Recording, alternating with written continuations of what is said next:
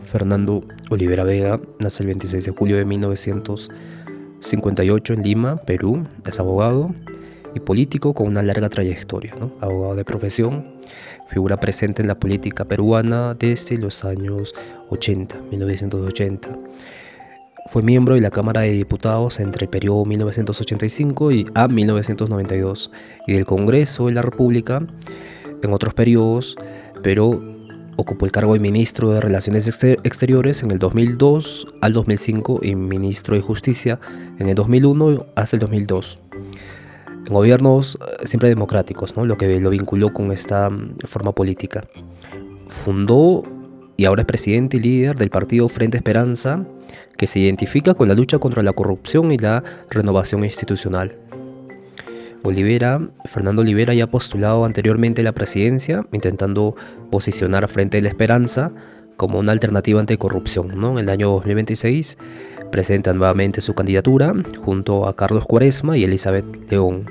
Entonces su campaña incluye propuestas como la revocatoria directa de autoridades, reforma constitucional y un discurso enfocado en combatir lo que él describe corrupción institucional. Según su hoja de vida, declaró que no tuvo ingresos entre 2024, pero posee algunos bienes registrados en un valor aproximadamente de 2 millones de soles. En este sentido vamos a analizarlo desde los 5 aspectos que estamos haciendo con todos los candidatos. Bien, pasemos a la ética de la virtud, una ética aristotélica, y me he dado cuenta que muchos de los que ven los videos no... Hay que explicar un poco más, ¿no? Entonces Aristóteles, la idea central en Aristóteles en la ética de la virtud es que no tiene que basarse en consecuencias ni en el deber, sino se basa en el carácter de la persona. El carácter es el etos de la persona. Entonces lo ético es llegar a ser un buen ser humano, no solo hacer actos aislados, sino llegar a ser un buen ser humano. Y en política, un buen gobernante tiene que ser virtuoso. No solo tiene que ser eficiente, tiene que ser virtuoso. No importa la templanza, la justicia, la prudencia. Entonces el vicio del gobernante corrompe la polis. Y en este sentido, su trayectoria pública está centrada en esta crítica vehemente a la corrupción, ¿no?, del sistema político. Y claro, quiere una defensa que refunde la Constitución, que refunde la institución, que refunde el Estado. Y esto ha sido bastante problemático, ¿no? En un país como el Perú, Rafael López Aliaga y tanto Fernando Olivera tienen esta forma precisa y concisa de decir que hay que cambiar el Estado a nivel institucional.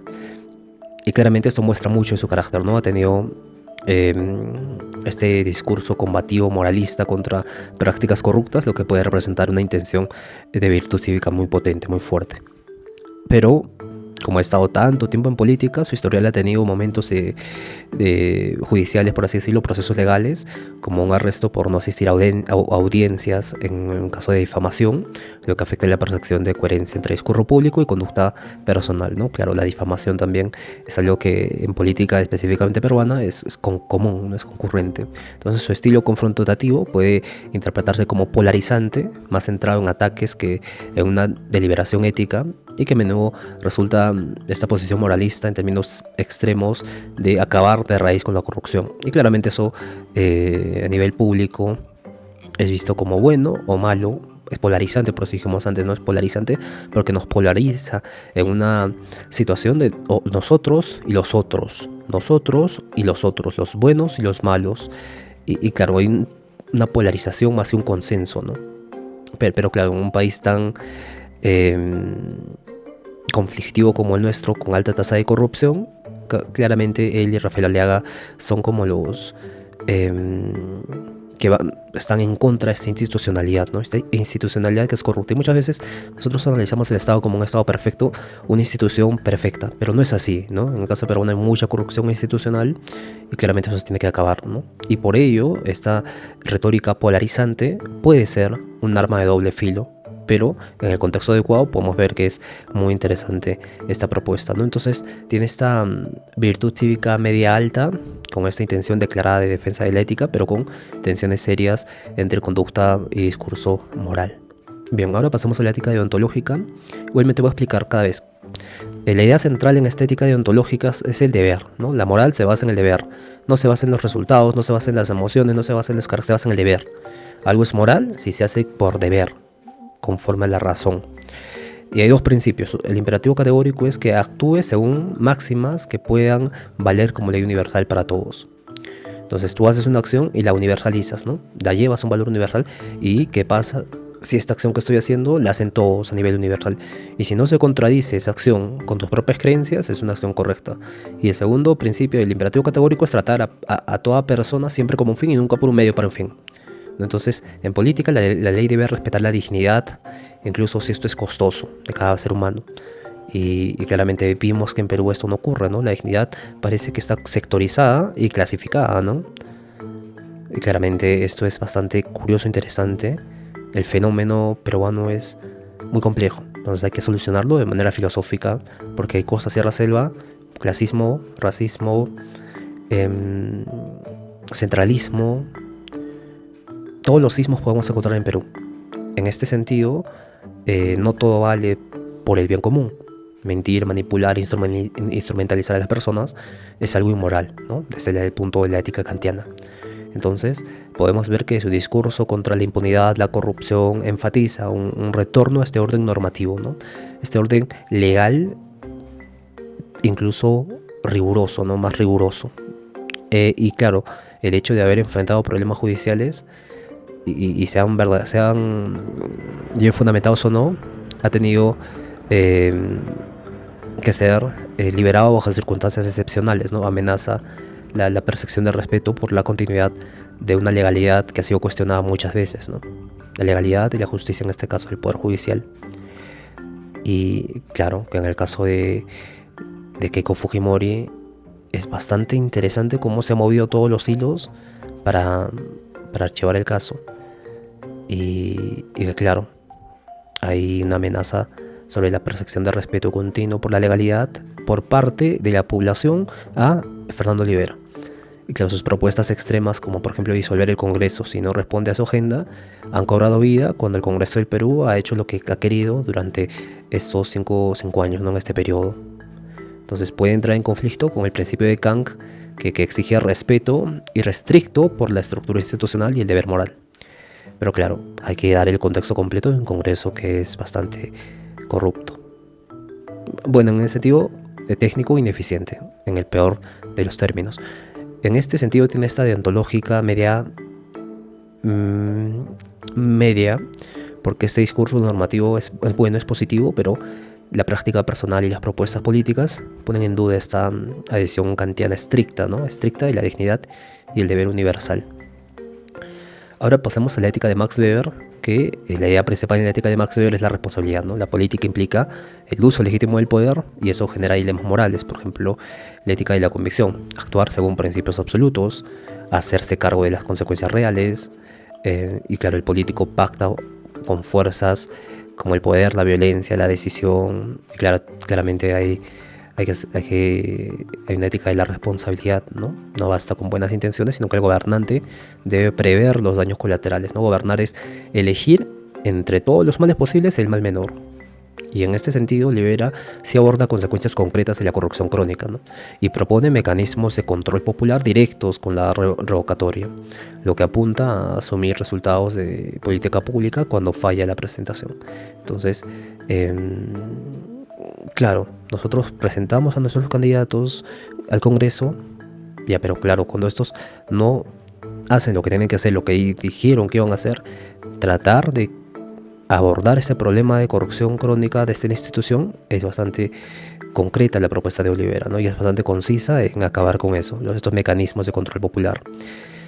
Y claramente eso es bueno, ya que el Congreso del Perú acabó con la ley de referéndum y que claramente no va a haber una democracia participativa directa de los ciudadanos, y eso causa un problema, evidentemente. Entonces, esta parte de la representación de los congresistas y que estos te quiten el derecho después de votar es algo bastante tajante en que Olivera va a cambiar estructuralmente, o quiere cambiar estructuralmente esta forma de manipulación, mecanismos de control popular, ¿no? Entonces, hay riesgos éticos claramente, porque su propuesta de posible disolución del Congreso por resultados políticos adversos puede generar consecuencias no previstas, ¿no? Como una desestabilización instrumental o un debilitamiento del régimen democrático. Entonces su estilo combativo puede priorizar el resultado inmediato sobre el análisis estructural de efectos secundarios. Entonces tiene esta responsabilidad media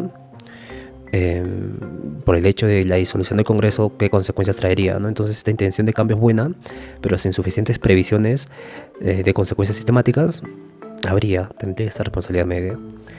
Y pasemos a la ética del discurso y lo público, con Habermas. Entonces, con Habermas y Foucault también, ¿no? Donde la idea central es básicamente la ética no es obedecer normas, sino cómo el poder nos forma como sujetos, ¿no?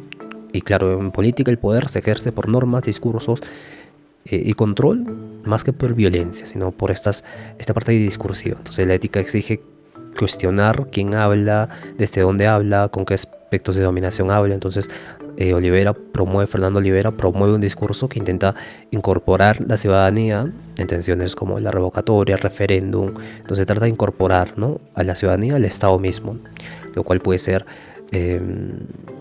bueno para potenciar la participación directa de los ciudadanos, y claramente eso sería una democracia rusoniana, que Rousseau estaría a favor. Y claramente tienen problemas como son una narrativa que a menudo se percibe como antagónica, ¿no?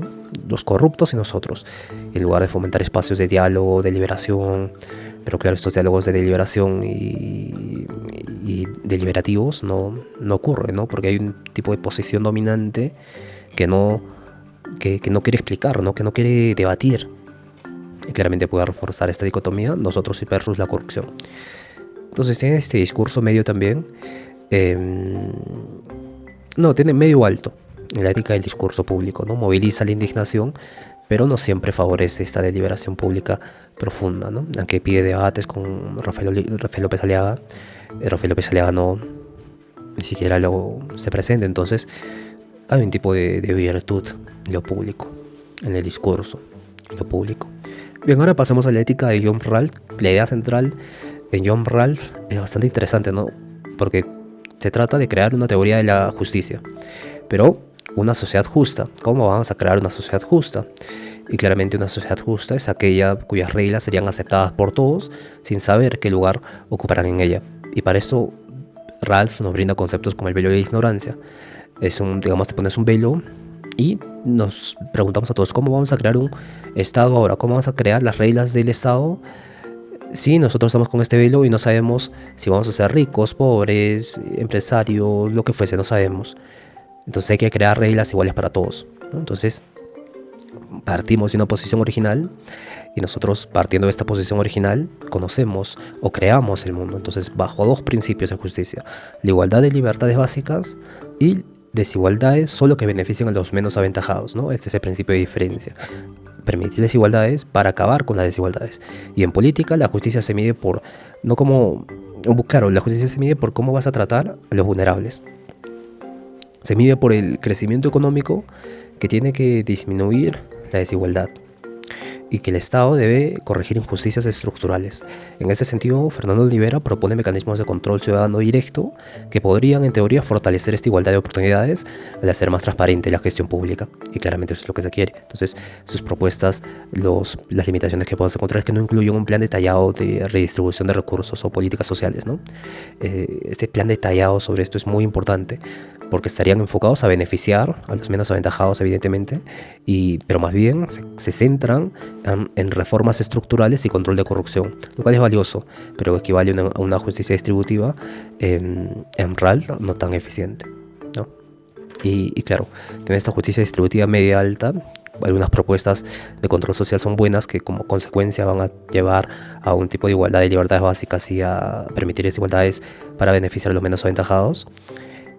Y claro, su diseño no está tan claro en la redistribución equitativa profunda, y eso le coloca en esta posición, ¿no? Entonces Fernando Olivera representa una figura, ¿no? Representa una figura política histórica del Perú, con larga trayectoria, confrontaciones constantes con la corrupción institucional. Su discurso, sus propuestas apuntan a una renovación del sistema y un control ciudadano directo. Y claro, su propia relación con problemas judiciales y su estilo combativo erosionan su credibilidad como modelo de virtud cívica, ¿no? Pero claro, estos problemas judiciales también son acusaciones que están ligadas a una larga trayectoria política, ¿no? donde hay un opositor y uno también. Entonces, las propuestas como la disolución del Congreso, referéndum, como sin un diseño de consecuencias a largo plazo, ponen en cuestión su apego normativo y la responsabilidad política, ¿no? Y claro, el discurso tiende a polarizar más que generar espacios de liberación, debates, un tipo de democracia más racional, ¿no? Entonces su énfasis en la corrupción, que está bien, y no dar programas detallados de fondo sobre la redistribución estructural y la justicia profunda. Justicia profunda sí, redistribución estructural a nivel profundo es lo que priorizaría más para darle un cambio, un giro a su política, ¿no? Y claro, combatir la corrupción de manera urgente es su prioridad. Y claro, eso está bien. Como consecuencia, todo se va a reestructurar. Pero esta reestructura tiene que ser con un diseño claro, preciso, cómo, cuándo, a qué hora, y esto. Entonces, lo cual, aunque éticamente es muy loable como motivación, puede carecer de proyecciones a futuro muy complejas, más complejas, ¿no? Entonces tiene este perfil ético con intención fuerte a nivel moralista, pero con serias tensiones entre el discurso y la práctica, sin un suficiente anclaje institucional, ¿no? Porque hablamos de un sistema peruano que está muy cohesionado. Bien, entonces tiene este puntaje de 50, incluso me atrevería a decir a 60, Fernando Olivera.